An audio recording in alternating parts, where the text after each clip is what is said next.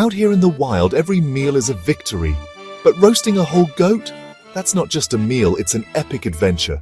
Imagine this, you, the open sky, and a crackling fire. The smell of roasting meat fills the air. This is survival at its best. It connects you to the land. It's a primal experience, a true test of your skills. Cooking a goat over an open fire is a challenge, but the reward is incredible. It's a feast that feeds your body and your spirit. Nothing tastes better than food you've worked hard for. First, you need a goat. In a survival situation, you might have to hunt one. This requires skill, patience, and respect for the animal. Once you have the goat, the real work begins. You must prepare it properly. This is a crucial step. You need to clean it thoroughly, both inside and out. Remove the organs. You can save some of them, like the liver and heart. They are full of nutrients. A clean source of water is essential for this part. You want the meat to be safe to eat. It's all about being resourceful and careful. Preparing the goat is a big job. You have to be methodical. After cleaning, you need to get it ready for the fire. This means making sure there's nothing left inside that could spoil the taste. I often use a sharp knife to make small cuts all over the skin. This helps the heat get in. It also helps the spices sink deep into the meat. Every step you take now will affect the final taste. It's a process that demands your full attention. You are turning a wild animal into an amazing meal. Now for the flavor. Spices are your best friend in the wild. You can find wild garlic, maybe some wild onions or berries. But if you have a survival kit, you might have salt, pepper, and chili flakes. These are like gold out here. Rub the spices all over the goat. Get them inside the body cavity too. Be generous. The spices create a crust on the outside. This crust will become crispy and delicious. It also helps to keep the juices locked inside the meat, making it soft and tender. This is how you build layers of flavor. Building the right fire is critical. This isn't just for warmth. This fire is your oven. You need a good, long-lasting bed of charcoal. Start by digging a shallow pit. This will contain your fire and direct the heat upwards. Gather plenty of dry hardwood. Hardwood burns slowly and creates hot coals. Softwood burns too fast and makes a lot of smoke. You want heat, not smoke. Build a small tinder bundle, light it, and slowly add bigger pieces of wood. You need to be patient. Building a good fire takes time and care. Once your fire is roaring, you need to let it burn down.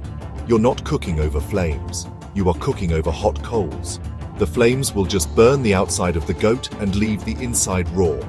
That's a waste of a good meal. Let the big logs burn until they become glowing red embers. This can take an hour or more. You want a consistent, even heat source. Spread the coals evenly in your pit. This will be your cooking surface. The heat should be strong but not scorching. This is the secret to a slow, even roast. Now let's talk about the setup. You need a spit. A spit is a long, strong pole that goes through the goat. Find a straight, green hardwood branch. Green wood won't burn as easily. Sharpen one end to a point. Carefully push the spit through the goat from the tail to the neck. Make sure it is balanced. This is very important. An unbalanced goat will be difficult to turn. It will cook unevenly. Secure the goat's legs and head to the spit with some wire or strong vines if you have them. This keeps it from flopping around as you turn it. With the goat on the spit, it's time to get it over the fire. You need two Y-shaped branches. These will hold the spit over the coals. Carve notches in them for the spit to rest in. Drive them firmly into the ground on either side of your fire pit. The height is important.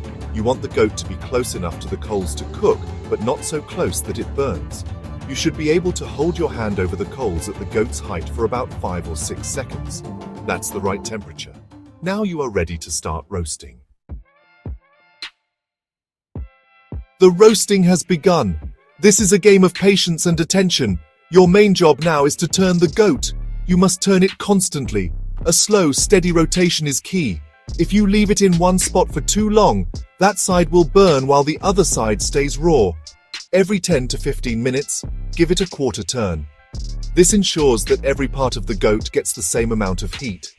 It's how you get that beautiful, even golden brown color all over. It's a rhythm. You and the fire working together. While you turn the goat, you need to manage the heat. The fire will not stay perfect on its own. You have to tend to it. Keep a small fire going on the side.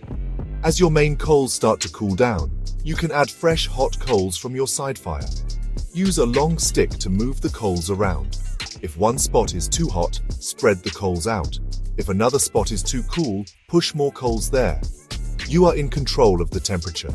This active management is what separates a novice from a true survivor. How do you get that amazing crispy skin? The secret is in the fat. As the goat cooks, the fat under the skin will melt.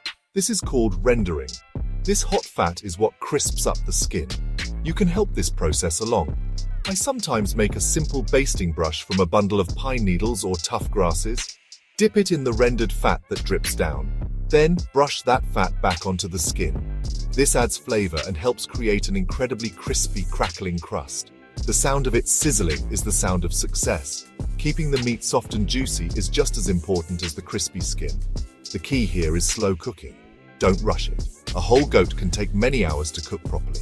The low, slow heat breaks down the tough parts of the meat, making it incredibly tender. The crispy skin you are creating also acts like a seal.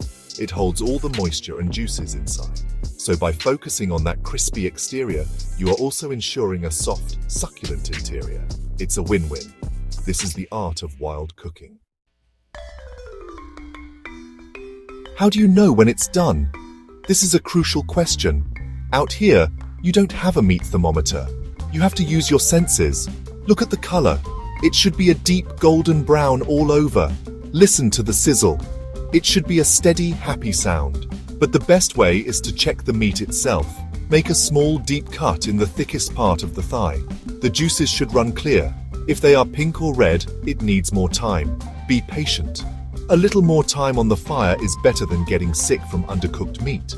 Once it's cooked to perfection, it's time for the reward. Carefully lift the spit off the supports. This will be very hot, so use gloves or thick pieces of bark to protect your hands. Find a large, clean surface, like a flat rock or a bed of large leaves. Let the goat rest for about 10 to 15 minutes before you carve it. This is a vital step. Resting allows the juices to redistribute throughout the meat. If you cut into it right away, all that delicious moisture will spill out and the meat will be dry. Carving the goat is part of the celebration. Use your knife to slice off big chunks of meat. Get some of that crispy skin with every piece. The smell will be incredible. Spicy, smoky, and rich. Serve it up. Everyone who helped can now share in the feast. This is a moment of pure satisfaction. You have taken an animal from the wild, prepared it with skill, and cooked it into something truly special. This is what survival is all about. It's not just about staying alive, it's about living well. Eating a wild roasted goat under the stars is an experience you will never forget. It's more than just food. It's the taste of adventure, of teamwork, and of self-reliance. Every bite tells the story of the day's hard work. The crispy, spicy skin crackles in your mouth. The meat is so soft it melts. This is a meal that connects you to nature in the most fundamental way. It's a powerful reminder that with knowledge and determination, the wild can provide. This is the ultimate survivor's feast. What a victory!